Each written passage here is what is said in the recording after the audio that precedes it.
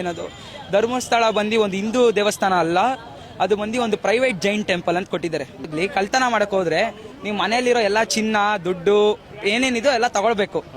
ಆದ್ರೆ ಆ ಕಳ್ತನ ಆಗಿರೋದೇನು ಬರೀ ಆ ಪೇಪರ್ಸ್ ಮಾತ್ರ ಎತ್ಕೊಂಡು ಹೋಗಿದ್ದಾರೆ.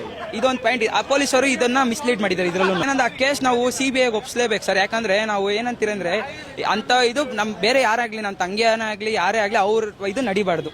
ಬೆಂಗಳೂರಲ್ಲಿ ದೇವ್ರ ತರ ಎಲ್ರು ನಂಬ್ತಾರೆ. ಆ ದೇವ್ರ ತರ ನಂಬೋರ್ನ ನಾವು ಯಾಕೆ ಈ ತರ ಮೋಸ ಮಾಡ್ಬೇಕಿತ್ತು?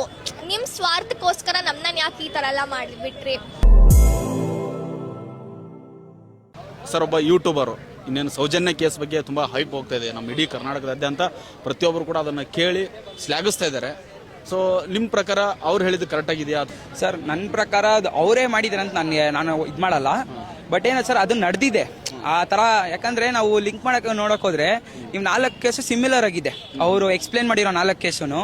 ಯಾಕಂದ್ರೆ ಫಸ್ಟ್ ಕೇಸಲ್ಲಿ ನೀವು ನೋಡಕ್ ಹೋದ್ರೆ ಅವ್ರ ಆ ಜಾಗ ಕೇಳಕ್ ಹೋದಾಗ ಅವ್ರು ಮಾಡಿಲ್ಲ ಅಂತ ಹೇಳ್ಬಿಟ್ಟು ಮನೆ ಹತ್ರ ಪವರ್ ಕನೆಕ್ಷನ್ ಇರೋದು, ವಾಟರ್ ಕನೆಕ್ಷನ್ ಮತ್ತೆ ಕಸ ಹಾಕೋದು ಅವೆಲ್ಲ ಮಾಡಿದ್ದಾರೆ. ಕೊನೆಗೂ ಕಳ್ತನ ಅಂತ ಹೇಳ್ಬಿಟ್ಟು ಸರ್, ಇವಾಗ ಯಾರೇ ಒಬ್ಬ ಇದಾಗ್ಲಿ ಕಳ್ತನ ಮಾಡಕ್ ಹೋದ್ರೆ ನೀವು ಮನೆಯಲ್ಲಿರೋ ಎಲ್ಲ ಚಿನ್ನ ದುಡ್ಡು ಏನೇನಿದೋ ಎಲ್ಲ ತಗೊಳ್ಬೇಕು. ಆದ್ರೆ ಆ ಕಳ್ತನ ಆಗಿರೋದೇನು ಬರೀ ಆ ಪೇಪರ್ಸ್ ಮಾತ್ರ ಎತ್ಕೊಂಡು ಹೋಗಿದ್ದಾರೆ. ಇದೊಂದು ಪಾಯಿಂಟ್. ಆ ಪೊಲೀಸರು ಇದನ್ನ ಮಿಸ್ಲೀಡ್ ಮಾಡಿದ್ದಾರೆ ಇದ್ರಲ್ಲೂ. ಮತ್ತೆ ಇನ್ನೊಂದು ಆ ಬ್ಯಾಂಕ್ ಮ್ಯಾನೇಜರ್ ಕೇಸಲ್ಲೂ ಮಿಸ್ಲೀಡ್ ಆಗಿದೆ. ಅದು ಅವ್ರು ಏನಂತ ಹೇಳಿದ್ದಾರೆ, ಅದು ಅವ್ರು ಯಾರೋ